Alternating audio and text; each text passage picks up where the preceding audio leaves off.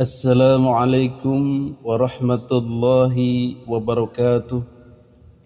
Alhamdulillahi rabbil alamin wal aqibatu lil muttaqin wala udwana illa 'alal zalimin. Wassalatu wassalamu ala asyrafil anbiya'i wal mursalin wa ala alihi wa sahbihi ajma'in, amma ba'du. Hadirin para netizen yang dimuliakan Allah Subhanahu wa ta'ala. Pada kesempatan video kali ini kita akan membahas tentang pelantikan Gubernur Jawa Barat Bapak Deddy Mulyadi atau KDM, Kang Deddy Mulyadi. Sebagaimana sudah diketahui bahwa Deddy Mulyadi terpilih dengan suara terbanyak 62% lebih. Penduduk Provinsi Jawa Barat mempercayakan kepemimpinan Jawa Barat kepada KDM.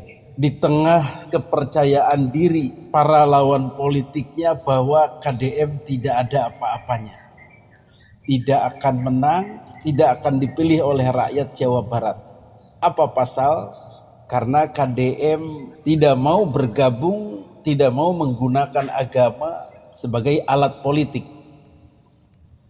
Dalam suatu kesempatan berbincang-bincang dengan ulama dan kiai di Jawa Barat, KDM terang-terangan tidak ingin melibatkan para kiai.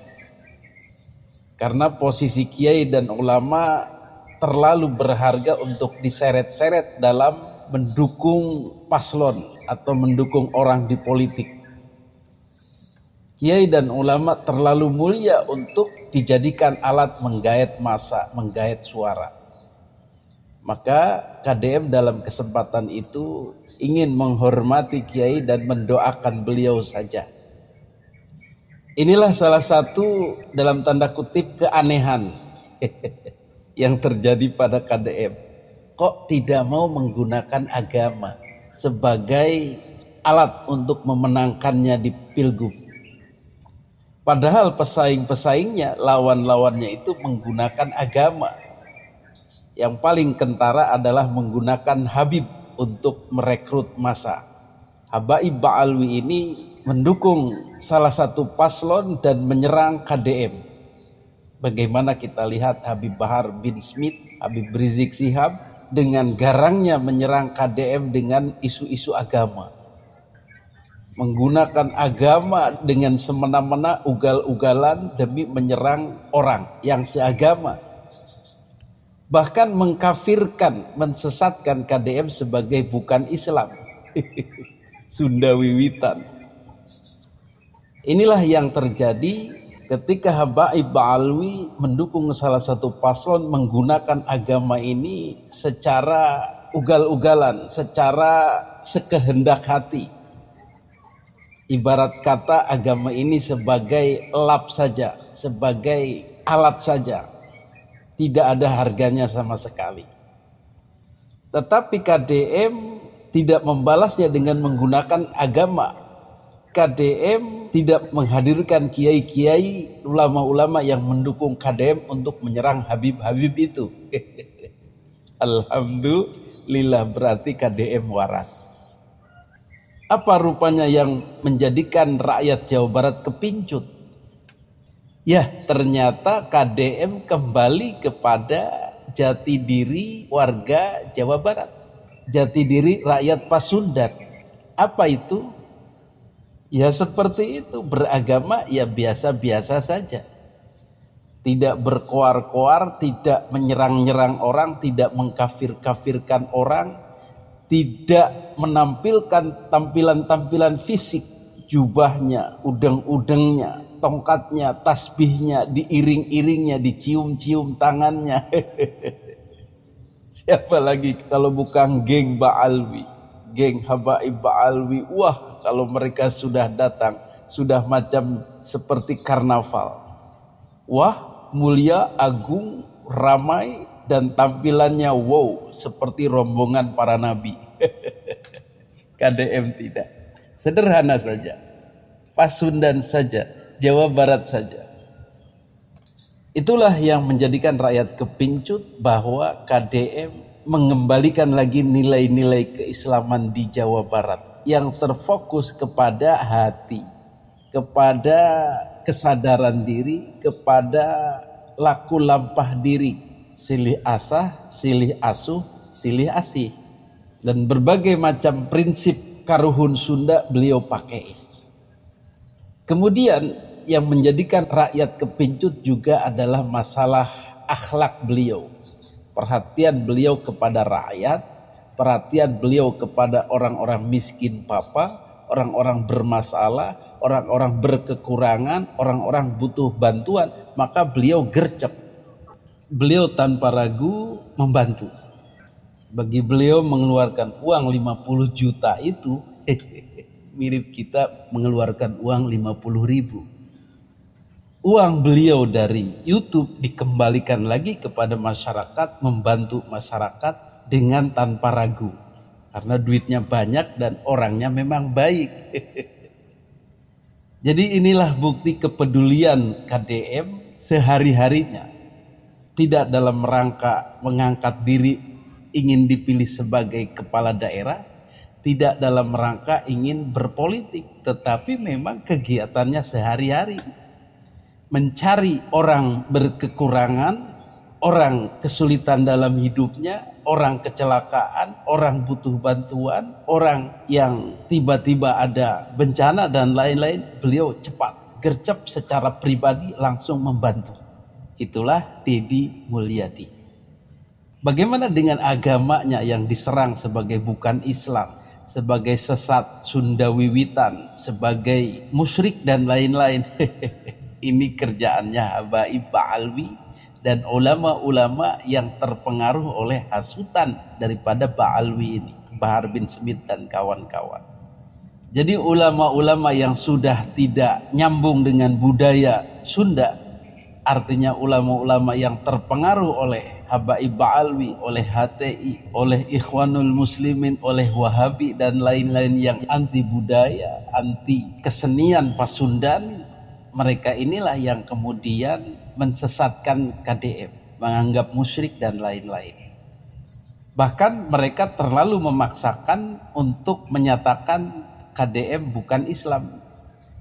Karena berfokus pada jawaban KDM, saya tidak perlu mengakui berkuar-kuar saya Islam, saya Muslim. Lihat saja akhlak saya, kasarannya begitu. Lihat saja apa yang saya lakukan. Dan ini kemudian digoreng-goreng sebagai bukan Islam. Artinya itu sudah mengkafirkan kan. Inilah bahayanya agama-agama formalitas itu, agama-agama politik itu, agama-agama imporan dari luar negeri itu. Ya karakternya seperti itu. Panas, menghasut dan sukanya pengen ribut saja, pengen perang saja. Beda dengan agama yang muncul dari dalam negeri, dari dalam budaya Indonesia sendiri, yaitu agama Islam Nahdlatul Ulama, Islam Nusantara yang berkebudayaan, yang erat melekat dengan budaya Pasundan. Itulah yang dipegang oleh Kang Deddy Mulyadi. Adapun inspirasi beliau dari Sunda Wiwitan itu sah-sah saja ketika menjadikan petuah-petuahnya untuk dijalankan dalam kehidupan sehari-hari. Karena memang tidak bertentangan dengan ajaran-ajaran Islam. Bahkan jika kita ingin jujur, ingin menilai KDM, hal kecil saja dalam berislam, KDM ternyata lebih fasih mengatakan Allah daripada misalnya ustadz-ustadz lain seperti A'agim yang menyebut Allah itu Allah, selalu Allah. Padahal dalam budaya Sunda ada dua penyebutan, ada penyebutan budaya, ada penyebutan agama. Penyebutan budaya itu dalam warga masyarakat menurut bahasa, ya banyak juga yang Allah. Dalam bahasa spontan, ya Allah, atu kudu kumaha Allah baik. Tetapi dalam penyebutan agama yang fasih, mereka juga bisa mengatakan Allah. Tetapi KDM sudah sangat fasih menyebutkan Allah. Dan fasih juga dalam membacakan ayat-ayat Al-Quran. Beliau juga aktif di HMI, Himpunan Mahasiswa Islam. Ada-ada aja. Udahlah. Masalah agama udah selesai ya, jangan dibahas. Itu hanya ocehan-ocehan mereka, tuduhan-tuduhan mereka saja. Hadirin yang dimuliakan Allah Subhanahu wa taala, menarik untuk dilihat nantinya ke depan bagaimana KDM akan memimpin rakyat Pasundan ini. Apakah menjadi lebih baik ataukah sama saja atau menjadi lebih buruk? Kita semua optimis dengan karakter yang ada pada KDM, dengan sepak terjangnya yang selama ini dilakukan baik di Purwakarta, Jawa Barat maupun di legislatif. Beliau selalu konsisten, beliau berakhlakul karimah, berakhlak mulia, perhatian dengan rakyat kecil, selalu menunjukkan simpatinya, empatinya kepada penderitaan rakyat, dan tegas kepada mereka yang tidak taat aturan, yang balelo, yang nakal, yang korupsi, yang maksiat lah begitu. KDM sangat konsisten.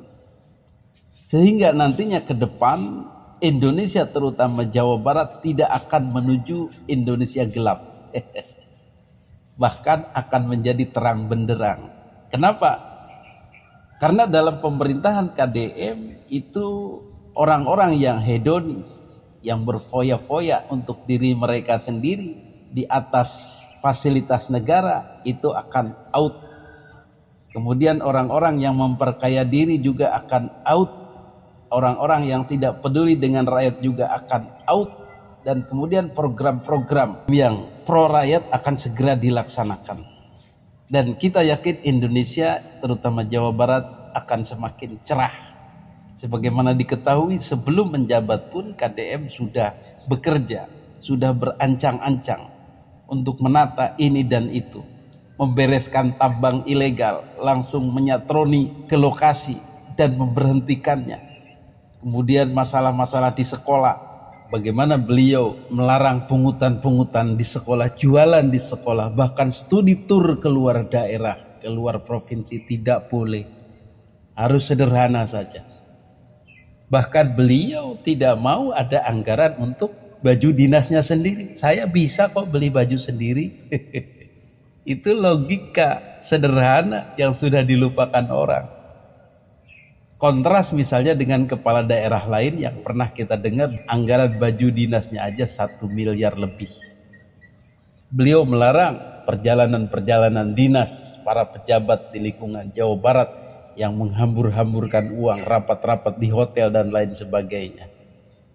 Inilah tanda terangnya Indonesia, terutama Jawa Barat di bawah pimpinan KDM di tahun-tahun mendatang. Amin, amin ya Allah ya Rabbal Alamin. Dan tantangannya ke depan adalah bagaimana melawan orang-orang yang terganggu ini, yang selama ini berada di zona nyaman, yang selama ini bergelimang harta, berfoya-foya, yang selama ini diuntungkan oleh kebijakan-kebijakan pemerintahan terdahulu. Mereka pasti akan melawan.